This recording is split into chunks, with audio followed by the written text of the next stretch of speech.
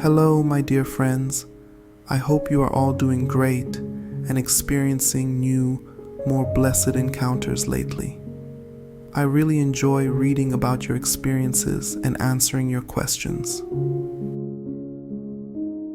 Today, we are going to discuss one of the most powerful and easy metaphysical techniques and how to use it: the power of writing. In simple terms, writing works like magic because it clears and focuses our inner powers. In the sacred book, God swears by the pen and whatever it writes. This is not a small subject to pass by. It shows how powerful writing is. The pen is sacred, a tool powerful enough to be sworn on by God. When you write with the mindset that you are moving the universe. Writing focuses our creative power on the subject we want to manifest. Even the first verse revealed to Prophet Muhammad was to read. There must be writing first so you can read. Whenever God wants to say something is definite, He says it has been written. Even in cultures, destiny is written. A little side note, there is no such thing as written destiny. It is one of those destructive beliefs forced upon us to stop us from trying. Time does not apply to God and the spiritual realm. Our destiny is being written right now by our actions, but since there is no concept of time and the only moment is now, we see terms like written destiny in spiritual texts. Do not confuse yourself with them. Back to our topic. To put it simply, anything that is written will eventually happen.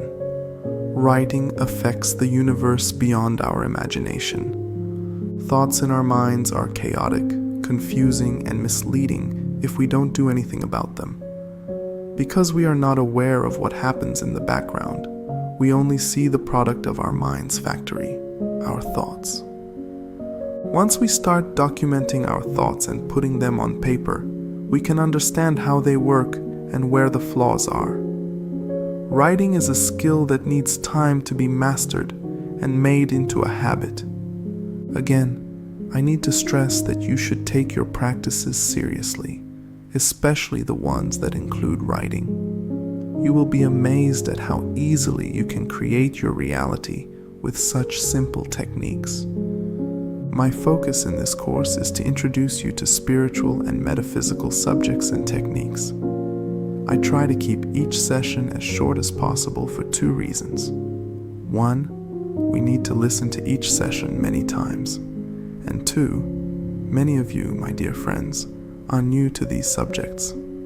If I bombard you with deep spiritual subjects, your mind will reject all the teachings altogether. We will talk about the law of gradual growth in the last session, which indicates that we cannot jump between frequencies. We need to go steadily and climb up the frequency ladder, one step at a time. This course is the first step. Use it and see the results. And then we will go deeper into much more profound and untapped subjects in the future. Keep in mind that the teachings in this course are more than enough to transform your life beyond your imagination, provided that you make this mindset your habit.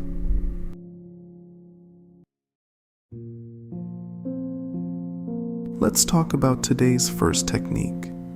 I like to call it the trust box practice. The basis of this technique is trusting God and letting Him take care of our needs, confessing to ourselves and the universe that God is enough, more than enough. If we connect to Him, nobody and nothing can stop us. Who can stop God? You might say, of course no one. But when it's time to act on these powerful beliefs, most of us fail. Other factors that we believe are more powerful than God appear in the background of our minds. This president, this economy, my family, my age, and so on. We have millions of rational reasons and excuses, but in the realm of spirituality, belief, trust, and faith work, not reasoning. A major reason why we cannot trust God is because the God introduced to us from childhood is ruthless, indifferent, sadistic, and unfortunately powerless and lethargic. A God that has nothing better to do than give us hardship in the name of testing us. He is like a teacher in the minds of many of us, instead of a dear father and kind, gentle mother.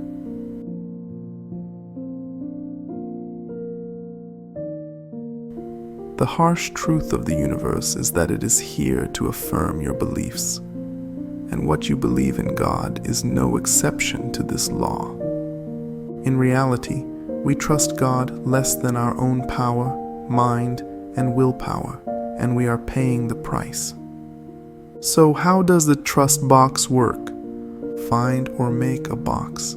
Any box will do, but find one that gives you a good feeling. This box is God's personal mailbox. Anything you put in it goes straight to God, and His answer is always yes to your requests and prayers. We have thoroughly and comprehensively addressed why the answers to your prayers are always yes in the 8th session of the Creation and Harmony course. The fact that you can write this letter to God proves that the requests you make have already been taken care of. If not, you wouldn't be able to start in the first place. Things are a little different in the realm of spirituality. Here, the answers come before the questions. Time is meaningless here. Pick a request you have, a fear or sadness, something you want to happen, or something you are afraid to happen, and write it on a piece of paper. In the first line, write what it is. On the second line, thank God that it is solved, or you received the thing, or it happened. Write it in the past tense. Write it in simple language, like an 8-year-old talking to his parents or friends. Use these 3 words in your writing: gracefully, simply, and with dignity. Anyone can achieve their goals by stepping on their pride and in the wrong ways. But God is the source of grace and dignity. When He gives with dignity. If you are breaking your soul to achieve something, be aware that it will cost you much more than you think. There is a better way. If you need to be humiliated to get what you want, stop. That is not the way the universe is supposed to give us what we want. Your writing can be something like this: thank you, God, that I found the job I wanted simply, gracefully, and with ease and dignity. Thank you. Thank you, dear Father. In the final part, write how you feel that this fear or obstacle has been lifted. Write how happy you are, how grateful you are, how you feel loved, and why you feel this way. Fold the paper and put it in the box. Remind yourself that God reads your letter and is already taking care of your request. Like a lawyer, you don't need to worry about it. Choose only one request or subject and do this practice for the next 40 days for this particular request. If you miss a day, start from day 1. If you are already past the 21st day, only go back 2 days. For example, if you missed a day on the 16th day, start from day 1. But if you missed this practice on the 28th day, start from the 26th day and move on. After the 40th day, if you still have doubts, repeat the practice for another 40 days. After that, there is no need to continue because your request has been recorded in the universe and it is only a matter of time. Frequently asked questions about this practice are: can I ask for something on behalf of others or for someone else? Or can I attract a particular person into my life? The answer is no, because each person has their own responsibility, soul, and energy field. We cannot ask anything or create anything for others. That's against the principle of justice. We cannot help or harm anyone. That's not possible. If you want to invite a person into your life, you cannot force someone in particular, but you can ask for a person with specific attributes. That's how it works. How would you feel if the president called you and told you the whole government is working on your issue and no laws apply to your problem anymore? Would you still sleep wondering if your problem will bother you? This should be the feeling you have when you put the letters in the box every time. I can't help but talk a bit about letting go now that I've brought it up. The only obstacle to receiving what we want is ourselves, our beliefs, to be exact. A good and simple practice is to shut our minds for a couple of minutes a day and slowly put a leash on this wild beast. I don't want you to become obsessed with controlling your thoughts, so start with 5 minutes a day. It is better to meditate at a specific time every day to make a habit of it. Nothing complex or fancy. Find somewhere quiet, wear comfy clothes, and close your eyes.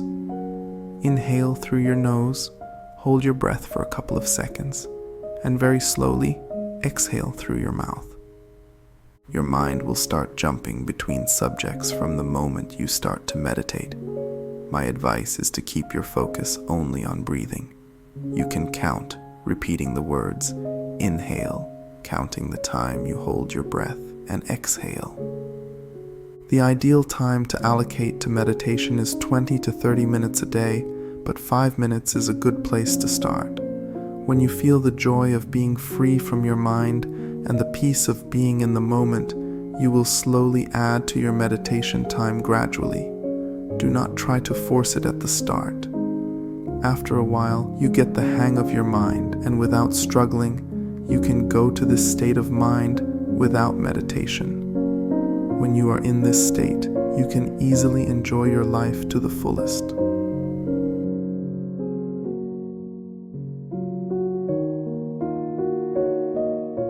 Now that we're talking about the technique and magic of writing, I can't resist sharing this miraculous writing method with you. Currently, we are practicing thought writing. I want you to add another element to this technique. Writing down your daily negative feelings and resentments. For instance, if a car honks at you, someone makes a hurtful comment, or intrusive thoughts bother you, the moment you write them down, a significant part of their poison is neutralized, unlike keeping them trapped in your mind. The next step in your nightly practice is to review your thoughts and emotions. Go over each event, word, thought, or resentment, big or small, and trade them with God. How? It's simple. We give all that bothers us to God. We tell Him that we're handing over our resentment and negative feelings, and in exchange, we ask for blessings and happiness. Do you know of a vendor so kind that they'd take something bad from you and give you gold and diamonds in return? Yes, the kindest being in existence and the beloved of us all, God. For example, today, while heading to work, you saw an expensive car driving recklessly, and it upset you because you felt wealthy people don't respect others and think they're better than everyone. Now we know that harboring such resentment and negative thoughts blocks the flow of blessings into our lives and gradually disconnects us from God. So, we try to rid ourselves of these feelings as quickly as possible. And we're truly fortunate to have someone who doesn't care how ugly or unpleasant the item we're offering in this exchange is. He accepts it all to make us feel better. Write to God about what upset you. Tell Him you're giving Him this bad feeling or resentment, and in return, you're receiving happiness, beauty, and blessings.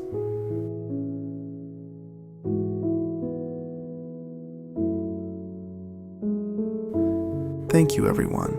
Please write to us about your experiences.